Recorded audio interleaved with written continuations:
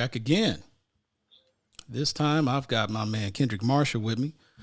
How you doing, folks? Kenn Rashad, HBCU Sports Live.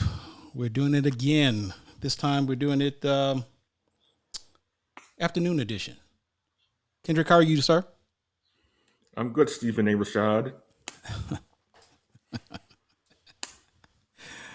You got jokes. So Kendrick, tell me what's the latest? We've got. Let me see. We've got Tennessee State. You've got some inside details about how that Tennessee State game came about with what Notre Dame in the 2023 matchup. The uh, the Notre Dame football team will be playing Tennessee State on in 2023. The first time that Notre Dame, not only has Notre Dame played, it would be its first time playing a HBCU, but it will actually be its first time playing an FCS member. And they would mention what, three teams at that point? Yeah, yeah. Three FBS schools currently have never played an Right, FCS school. right. Notre Dame is one, USC is another, and UCLA is the last one. Yeah, and that's about to be one because UCLA plays Alabama State next year, I believe. And then after that, is it North Carolina Central, I believe. Right. So that's historic. Howard made a interesting announcement. Howard is hiring its first woman to hold a full time position with the football team. That's right. Yeah. Is that The news Janice dropped. Littlefield? Janice Pettyjohn. Pettyjohn. I'm She's act- sorry. Yeah. yeah, she's actually just graduated from Howard actually, and had been working with the football team for a while, and she's now been named the assistant director of football operations. She previously worked in the capacity of a recruiting coordinator. So she's the first woman ever to be hired full time by a black college football team, and the first woman obviously to be hired for a full time position at Howard University. And she's 23 years old. She's from Burlington, Wisconsin. Um, and she said like her interests are mostly have been in the arts. She studied sports medicine at Howard, but gravitated toward football. And when Larry Scott took over, he made it a point to try to make a position for her to be a part of the football team and to work with the team. And so now she has a full time job working within the program. Yeah, that's a historic first and a way to move things forward with respect to giving women an opportunity to show their worth in the highly dominated male field of collegiate athletics as well as professional athletics, especially where it relates to sports where men are the majority. Um, there have also been some new developments with respect to the Grambling State volleyball situation, and we will get into that later as well. KSLA has published a new report which contains some details from the Grambling Sports Information Director, Brian Howard, and we'll get into that a little bit as well. But before we do that, do us all a favor. Take the time to go to our social media platforms and follow us. Also, take a moment to visit hbcusports.com whenever you get a chance. And of course, if you're going to be looking at this on YouTube when it's posted, hit the like button. We can certainly use your support. So, with that said, Kendrick, you were the one who was able to get in contact with Tennessee State athletic director Mickey Howard, and he provided you with some details as to how this all came about. So share that with us. Yeah, so right after the news broke, which came out of the blue, no one knew this was actually happening until the news actually dropped. I reached out to Tennessee State late yesterday and was surprised to learn that they were responding to inquiries about how this whole thing went down. And so I talked to Mickey Allen for less than 10 minutes because he had to do a circuit of different interviews for people interested in this story as well. And the thing that struck me during our conversation was that he mentioned that Notre Dame a school that's prestigious, that is for a long time was the gold standard in terms of college football dominance, and they've since trailed off a little bit, but they're still a recognized brand name within college football. But Allen mentioned that Notre Dame became attracted to the progression of the Tennessee State program in general. Hmm. As you know, over the last couple of years, they're going through a complete rebranding process, new logos, um, new branding slogans, all that stuff, and they obviously hired Eddie George to be their head coach, which also puts them in another realm in terms of exposure and opportunities that they can bring to the program. They recently updated their football workout facilities within the last few months as well, and so obviously they have some historic ties with how successful they've been in the past. Their band is also has been on the forefront of bringing them a lot of attention and promotion to the football program. And so Mickey Allen said those factors, along with Eddie George being the head coach, played a tremendous role in this deal getting done, with them actually convincing Notre Dame to step out of their comfort zone and play an FCS HBCU school. Yeah, that is huge. I had to do a double take on that. Um, and the reason why, again, we talk about the Notre Dames of the world, UCLA and USC, and UCLA made that leap a year or two ago, and you have to wonder if UCLA and Notre Dame and even USC to some degree, with the step that UCLA took in putting the invite out to Alabama State, and then I think the next year North Carolina Central, and then you look at Notre Dame. One has to wonder now: might USC take that step and not necessarily playing HBCU, but maybe consider playing at some sort of an FCS program? And when you put in consideration what's in store or what's at stake for these schools when they make these moves, especially at the end of the season when they're trying to become bowl eligible, let alone compete for a national title, strength of schedule is going to be one of those things that's going to always become an issue. But kudos to North Dakota for making it happen. And I'm guessing we don't know yet what the financial package might be, huh? No, that's going to come out at a later date. The game is going to be in 2023. So I guess when we get closer to the game, we'll kind of find out those terms. But as far as Notre Dame doing this, um, in in in the spring, they actually their basketball team actually played a game at Howard University. Mm-hmm. It was the first time that Notre Dame ever played at a HBCU venue for basketball. So you can see with the administration that they have, they're really trying to make an emphasis on kind of doing things untraditionally. And so maybe in the future we'll see other schools, Power Five schools, doing the same thing. I know there's some partnerships with Southern playing Kentucky, and some other and Grambling also, I believe, playing a Power Five school too. Um, LSU. aside, yeah, LSU. They're playing LSU. Yeah, Southern so Southern yeah, plays Southern plays LSU this year, and then Grambling will play LSU next year. yeah. Yeah, so we're starting to see like these schools not be afraid to step out of their normal boundaries and play some HBCUs. Maybe it's for publicity for themselves, trying to be do-gooders, or trying to ride the coattails of some of the exposure Black colleges have been getting over the last year or so. But I mean, like, it's for Tennessee State and these other schools that are playing Power Five conference schools. It's exposure, number one. It's money, number two, and it only enhances the brand. I mean, Tennessee State's going to play a football game on NBC. That's something that hasn't happened for them in ever. They rarely ever play a football game on network television. Yeah, And so yeah, for them to have the opportunity will really only expose them to more opportunities down the road, you would think. yeah. Boosie Latham says, "Let's go, big mother freaking blue." I know that's right. That's good. Let's see. Rainy King, let's go TSU. Our band is the best. Let's see, Chuck Hunt, how you doing, sir? The trip from Nashville to South Bend, Indiana, is on the same interstate. If I stand correct, I'm not familiar with the lay of the land in that part of the area, Chuck, but I don't think that commute is that far. But that is just a huge win. I'm Mhm. really happy for Tennessee State to make that move. And I will Also, say this though, Ken, and yeah. I will say this one last thing about this situation. Both Eddie George and Mickey Allen have Hmm. made it clear. that their goal is to move their football program to the FBS. Hmm. And that's why they schedule Notre Dame.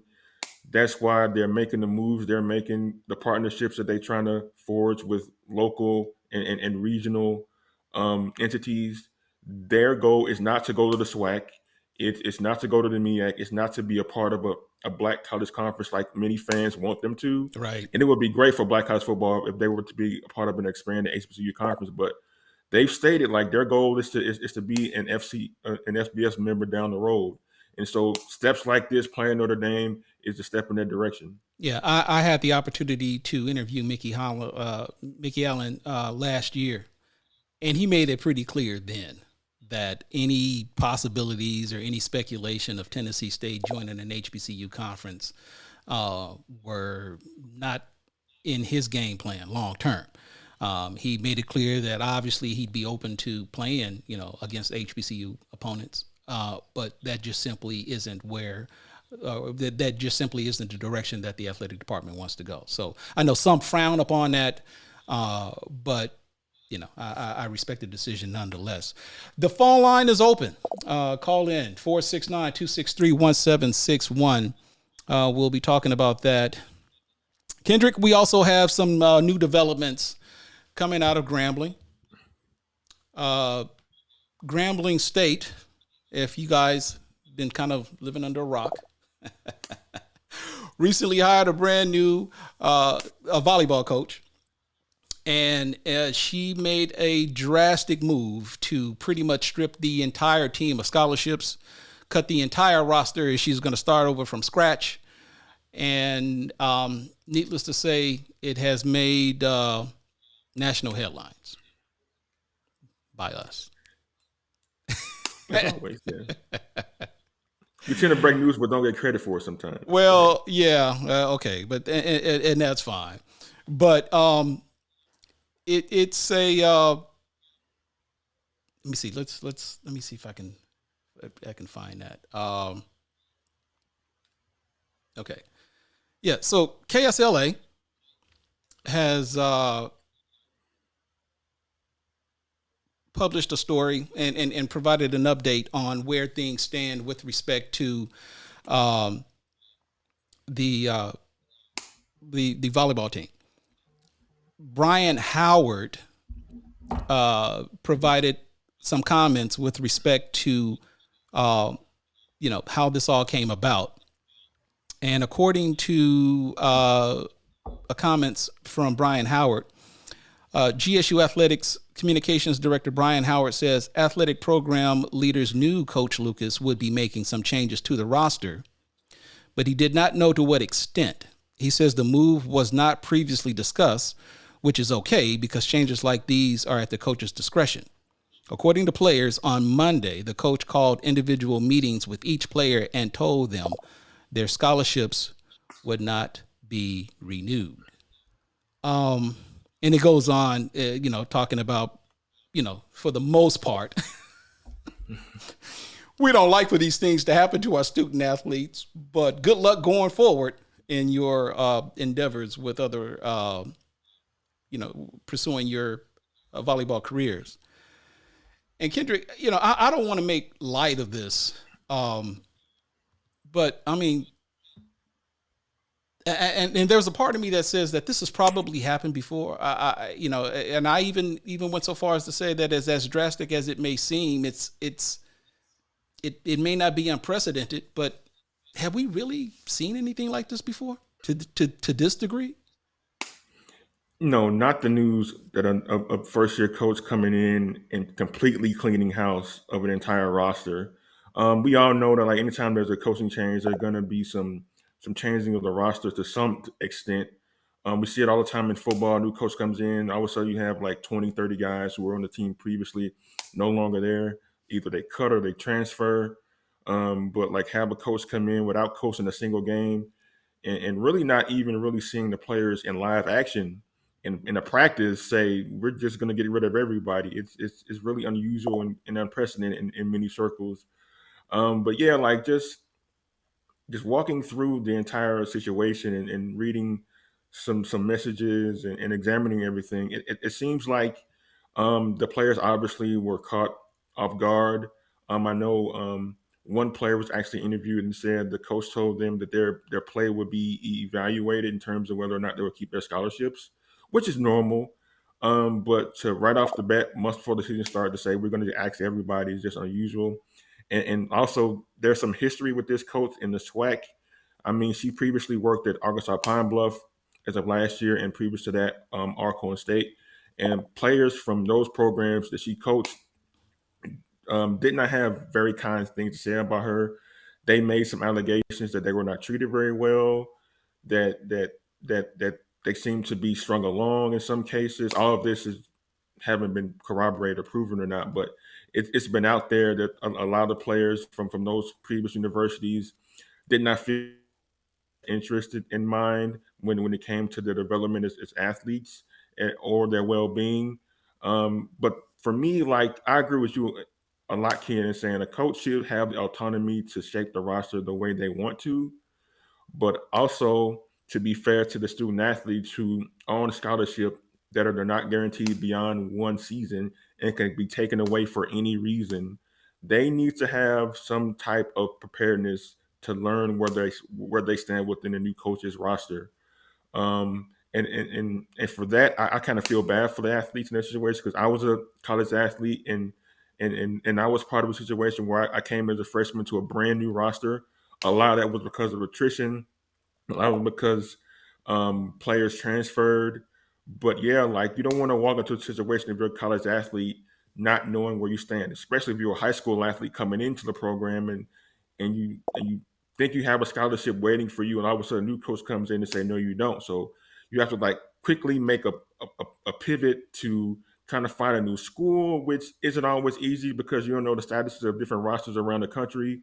And so it really creates a hassle in that regard for the athletes. I know coaches are paid to win and try to compete in their different leagues and conferences, but from an athlete standpoint, not knowing where you stand on the roster and all of a sudden having to make a sudden change to try to find somewhere else to play isn't easy either. Right.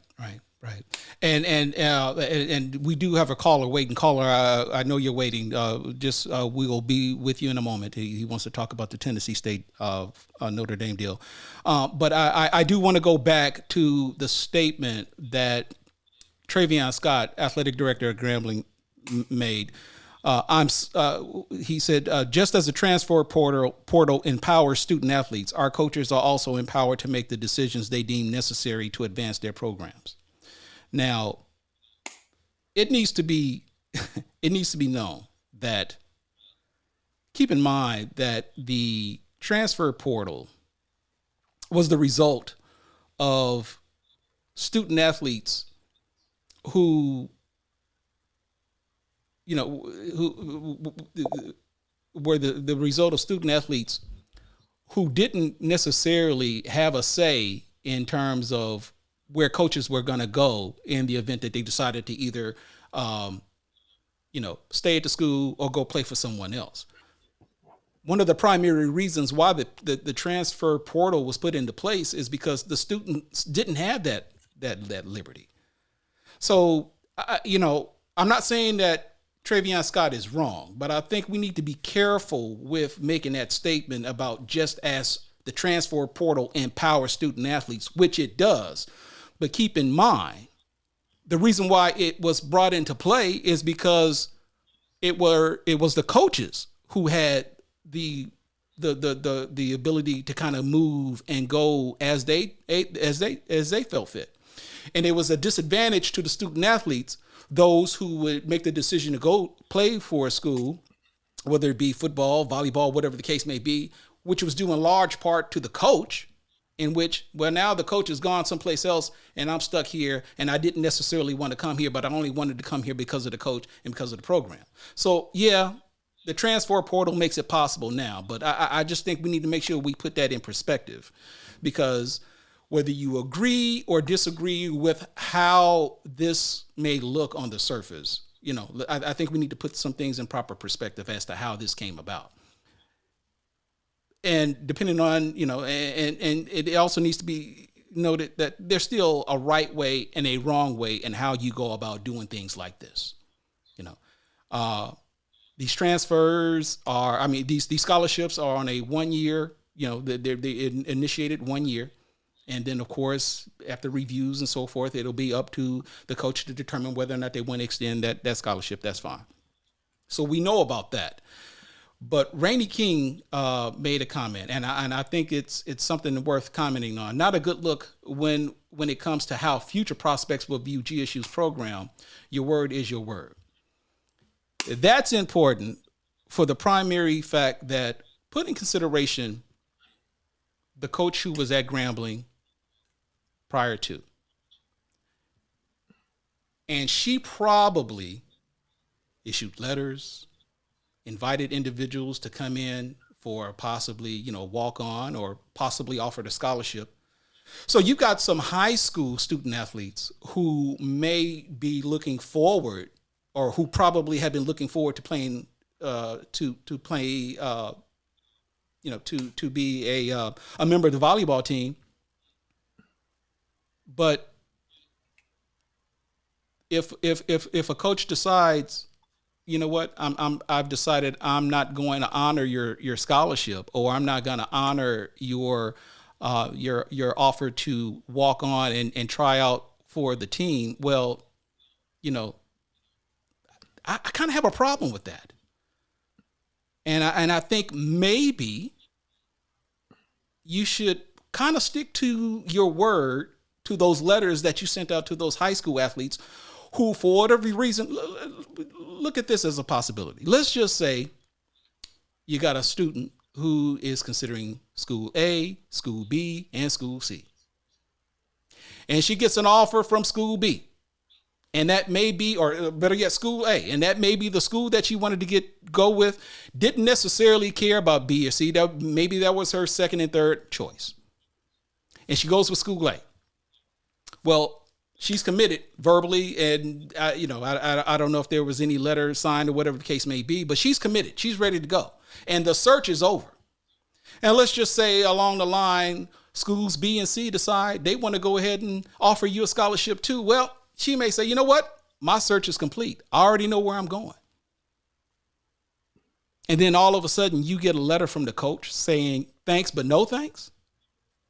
So, I don't know if that's extreme. I don't think it's too extreme, because I say that because it was actually brought to my attention by a Grambling alum who told me that someone she knew was impacted by this very issue. The individual had made a commitment to go play volleyball at Grambling next year. She's a high school student. And she's been informed that she won't be able, or that they're not going to honor the offer that was extended to her. So what is she supposed to do at this late date? So I just think that we need to kind of put those things into consideration. Let me go to the phone lines. I've got a caller here that wants to talk about the Tennessee State game. Caller, you there? Yes, I'm here. How you doing, sir? All right. Who am I talking to? Is this John? Yours?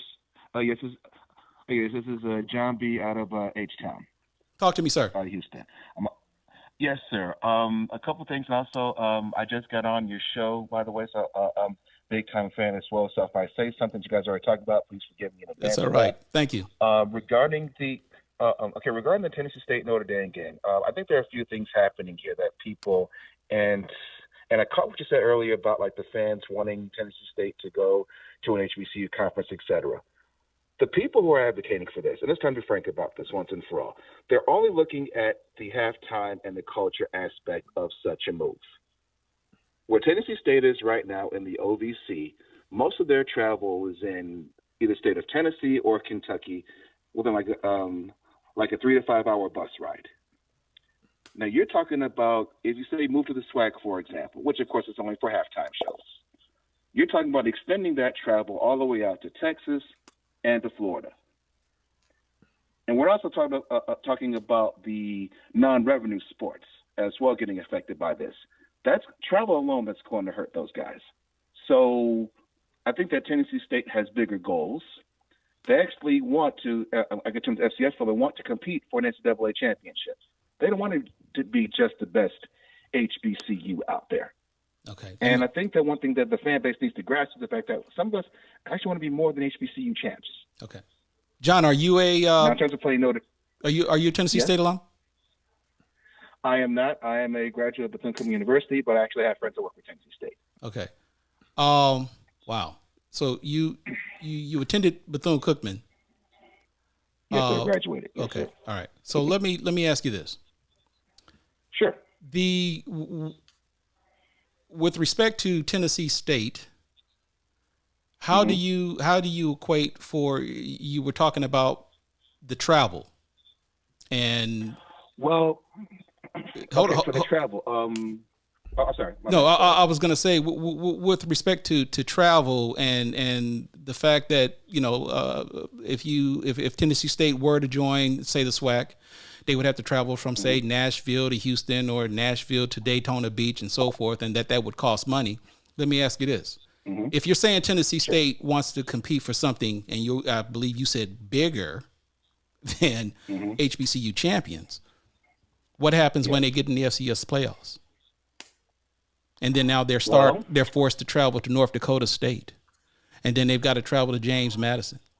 It's not conjecture. It's an actual fact that teams don't make money competing for national championships at the FCS level. You do know that, though, right?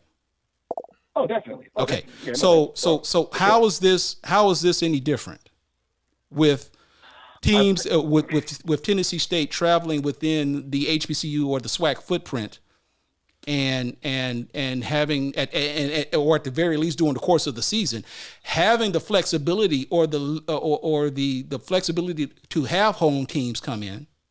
Because based upon the preliminary numbers that I've seen, whenever a HBCU team visited Tennessee State, that typically was one of your higher attended games, or was one of Tennessee State's highest attended games during the course of the season. So I just think you need to put those factors into consideration. Yeah, and I respect that. But and once again, though, I mentioned something earlier about the culture piece of it too. Are they going to the games because they want to see the football game, or are they going to those games because they want to go to the halftime shows? And then also, if we're looking at, say, say for example. Well, let me ask you this, John. What if they do? Hold on. Okay. What if they do just want to go to the football game to see halftime shows and see marching bands? What's wrong with that? Well, here's the thing. I think the issue with that is because of the fact that the entertainment piece takes precedence over the actual on-field performance part of that. Now, you might say, okay, what's the big deal about that? I think, this is my opinion, I think the big deal this comes in is the fact that it's like, okay, the halftime shows are great. The entertainment part is awesome. But if you can't compete outside the conference, what's going to be your recruiting pitch? To say, hey, come play football for us, okay. And of course, I actually had a parent say this to me one time also. Her son is going to Stephen F. Austin play football. I asked her, okay, well, how can we consider someone like Texas Southern or PV, something like that? And this parent told me something. She said, and I quote, all y'all talk about are bands. I'm like, wow.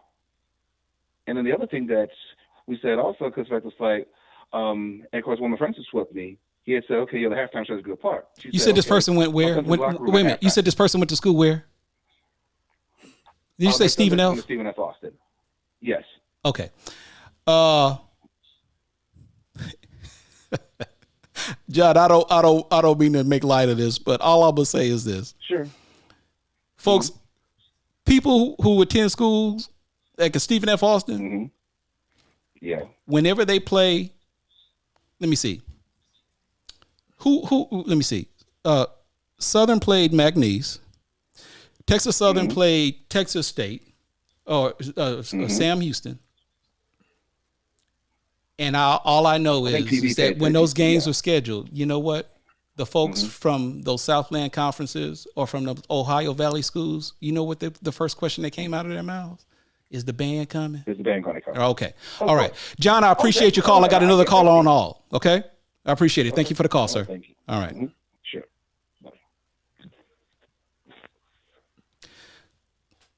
Who is this? Hello?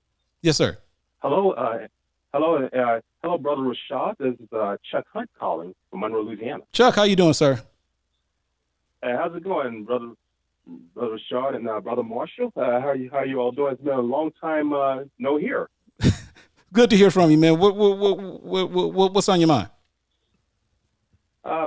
Just calling you, just talking about what's been happening at your alma mater, 33 miles west of me. It's been a soap opera going on here, and I know you're trying to, you just say, hoping this wouldn't happen again, and it's quite a situation. I found out yesterday morning. I was getting ready for work, and I started seeing it on my tablet, and then started looking at it. So, gosh, I said, what's going on over here? Go from one thing with the football program now to this, and they're talking about her cutting a team, and there have been people that have been mixed reviews about it, and I was thinking I can talk about him because he talked about it in an interview.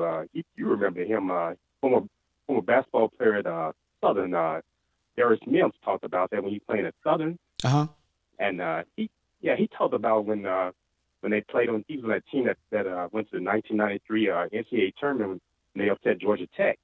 He won the SWAC championship. Mm-hmm. He said going into his junior year, he said Ben Jobe wouldn't cut the team. He'd have cut the whole team. What happened? He said he left only one person from that team. He cut everyone else.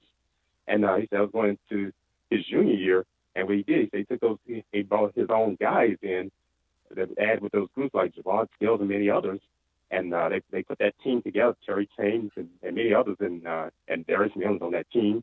They won the SWAC championship in 1993, and then they went on to the NCAA tournament, which they upset Georgia Tech.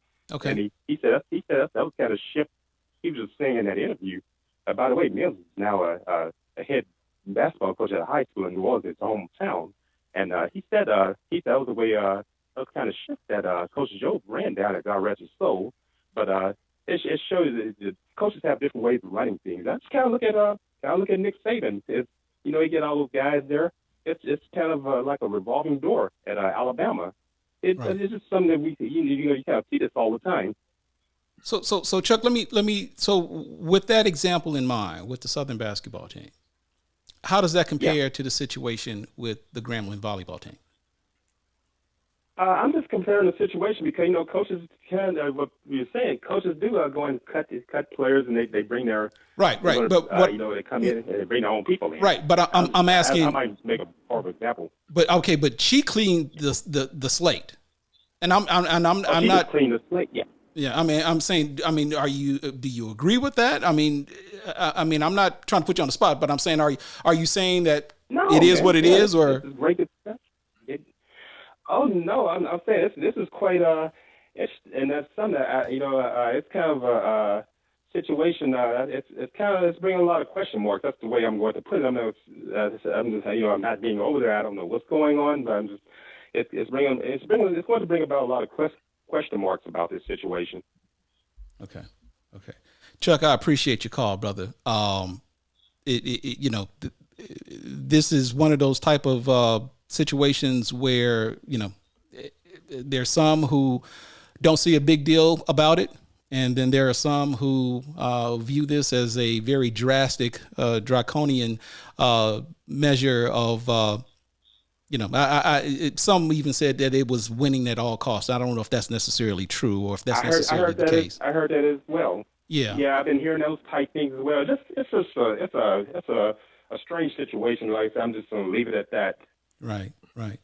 Chuck, I appreciate your call, sir, and we'll see you next time. You and Brother Marshall. All right, sir. All right, you all take care and be safe. All right. All right. Thanks, Chuck.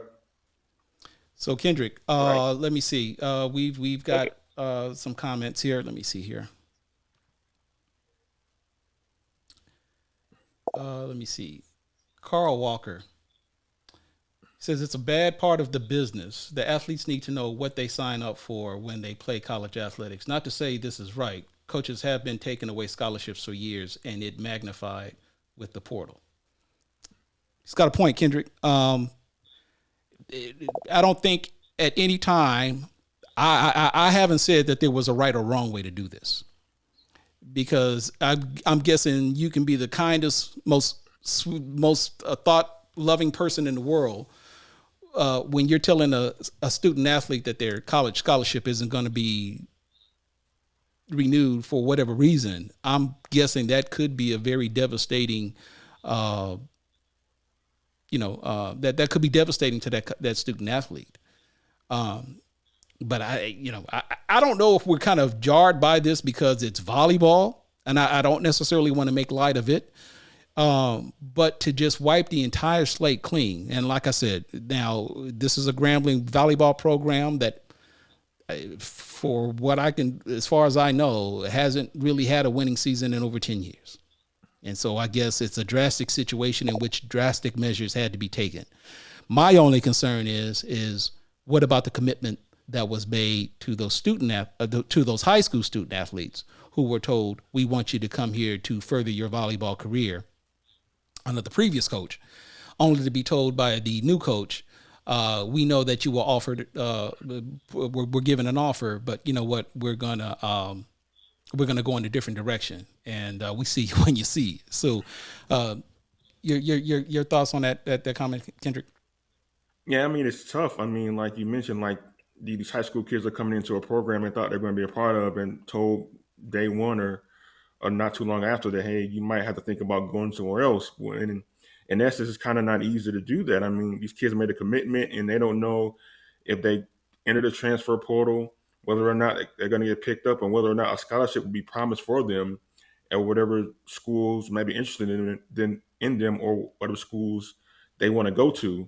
And that's kind of the hard part people aren't really thinking about. I mean, yeah, coaches, they have the right to do what they got to do for the roster, but like you leave like a bunch of players in limbo like that, and you got to also on the back end of that, you got to like fill that roster with replacements. Like, who you going to replace these players? I know there's been some conversation online, at least about Coach Lucas looking into former players at Arkansas Pine Bluff, where she was previously at. There was a photograph circulating on Twitter that showed players from Arkansas Pine Bluff in the stands at Grambling on the quasi-recruiting visit, I think. Yeah, so I'm like, if you're the coach at Grambling, why are you recruiting players from Arkansas Pine Bluff? You could have stayed there. Right. But yeah, like this is a difficult situation, like for the athletes and everybody involved. Also, it doesn't look good for the school in general. I mean, we're just coming up with a situation at Grambling where there was a lot of controversy surrounding the hiring of Art Browse. Here we and go. How that all happened and dissolved. And now you're coming up on a situation where the volleyball coach gets rid of all the players shortly after getting the job. So Grambling is, as I told you before in like private conversations, like Grambling really needs to hire a PR person who can handle crisis, because they haven't handled crisis very well these last couple months. Well, yeah, we did talk about this, and this is going back to the Art Browse situation, when you have an AD who indicated that after 10 days of research, his hire was rooted in fact, only for the offensive coordinator, Art Browse, who had already started working there when the news broke that Grambling had hired him. And he pretty much made it clear that it wasn't his decision to leave. And Grambling said nothing. And you let Doug Williams be your de facto spokesperson, because you thought if you said nothing, it would go away. And guess what? We're still talking about it because you did nothing. And now I wonder if you're going to do nothing in this situation. Brian Howard,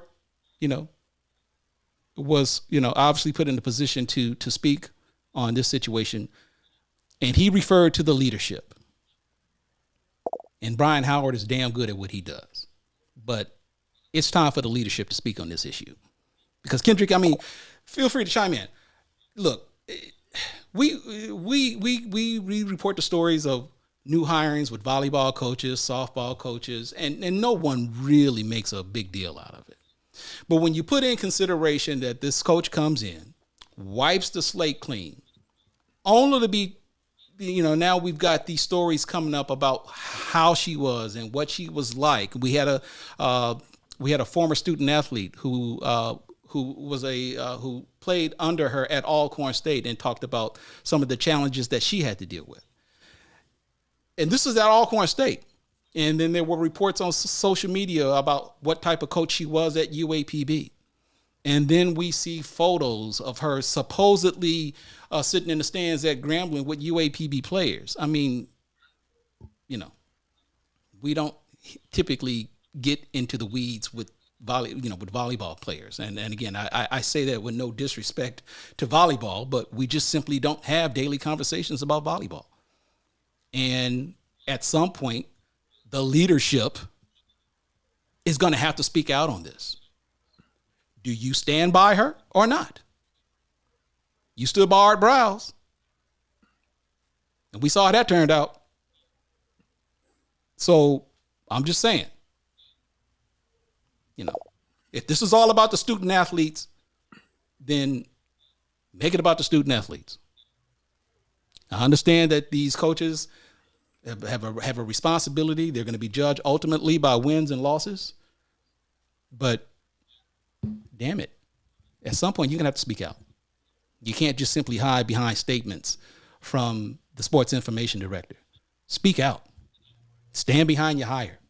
Justify why the hire was made, despite all of the things that we've heard about this particular individual. So I'll leave it at that. Yeah.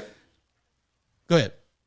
Yeah, I agree with all that, what you said. Grambling is an institution that it is. It's a name brand within Black college athletics. And just to have these two situations go down that garner national attention, and you do not have the school president or the athletic director speak out on either one of them, speaks to the lack of leadership there is. I mean, Rick Gallo, the president, was asked on his own radio show, about what happened with Art Browse, and deflected to talk about, well, how come people aren't supporting our efforts to win the Home Depot Retour Your School contest? I mean, you had Art Browse and Grambling in the same sentence. You had Art Browse trending when he resigned.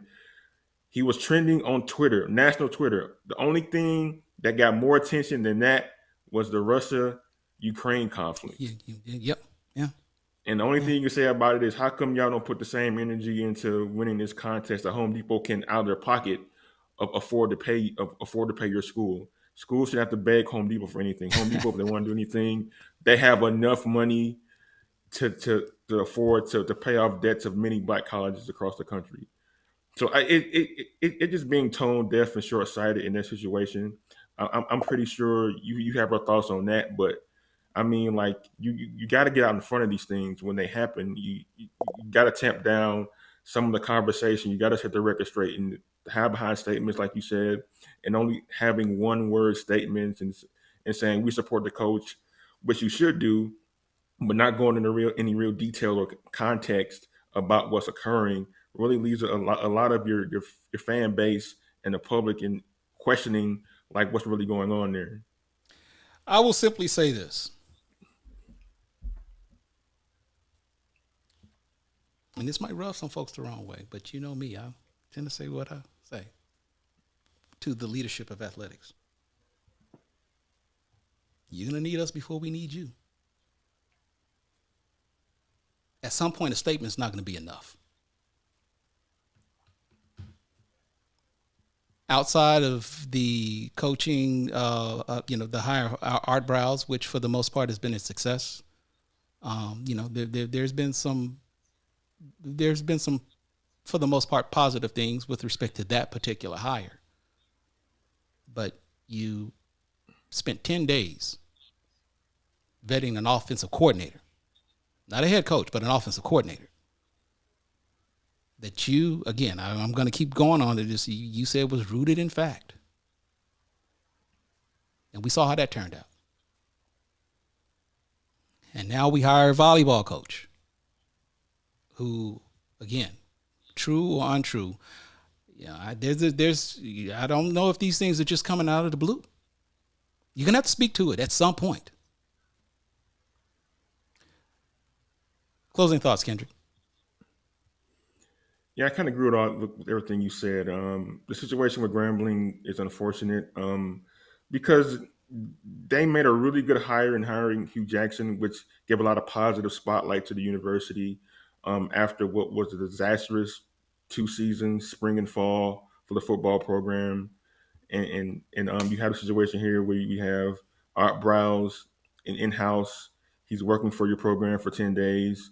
He's actually devising game plans with Coach Hugh Jackson, and then he's gone. He goes on Jason Whitlock's show and explains how it went down, and then there's no response by the school from it. And then you have the volleyball situation here that happens just within the last couple of days, and there's been no response from the coach. But Doug Williams is through with us. Yeah. Doug Williams said he's not going to support the program anymore as long as Art Brow's there, despite the fact he supports the Washington Commanders or whatever they call it now. That's another issue. They're going through with their various scandals they have for their football team. But yeah, like, this is not a good look for Grambling at all. I mean, like, you think, I mean, and this has been documented before, like, there has really been in a situation where they had to speak out about some of the conditions they have to work under, or lack of support they've had. There's been a couple of occasions in recent years where players have said, like, we don't have this, we're being treated this way, the school doesn't support us, and it's just too much of situations piling up, showing Grambling in a negative light, and it needs to be rectified pretty quickly. Like I said, open invite to Travion Scott. Would love to bring you on, sir, and get your comments and thoughts about this particular situation and just Grambling athletics overall. Kendrick, thank you, sir, for taking a few minutes to bless us with your knowledge and your insight. Folks, thank you for taking a few minutes to listen to us ramble. We will hopefully be back tomorrow, or I will be back tomorrow, and we will talk about whatever is relevant at the time that we come on. So, Kendrick, have a good night, sir. And folks, God bless you. See you next time.